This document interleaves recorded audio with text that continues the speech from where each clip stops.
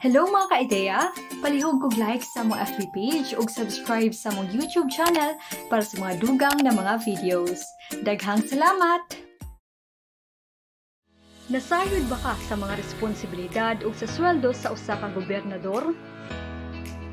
Ang usa ka gobernador kay pwedeng mo serbisyo hangtod sa tulo ka gasunod nga termino.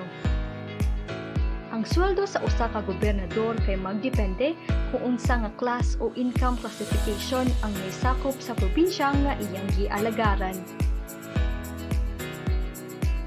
Pananglitan, ang Iloilo usa ka first-class province ug adunay salary grade 30. Una-una ha, nga ilang sweldo kay mo kantidad og 185 to 207,000 matag bulan. Ang labing ubos nga klase sa probinsya kay naa sa 75% nga salary grade 30 o 138 to 155,000 matag bulan. Wow, dako gihapon! Ang gobernador kay kinahanglang 21 anyos pataas ug nagpuyo sulod sa probinsya nga gusto niyang pamunuan sulod sa labing menos usa ka tuig sa dili pang eleksyon. Ang gobernador ang maoy magdumala sa tanang programa, serbisyo ug aktibidad sa gobyerno sa tibuok probinsya.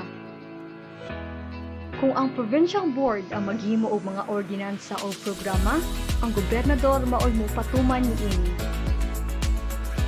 Ang gobernador ang manigurado ng iyang jurisdiksyon adunay mga batakang serbisyo o pasilidad.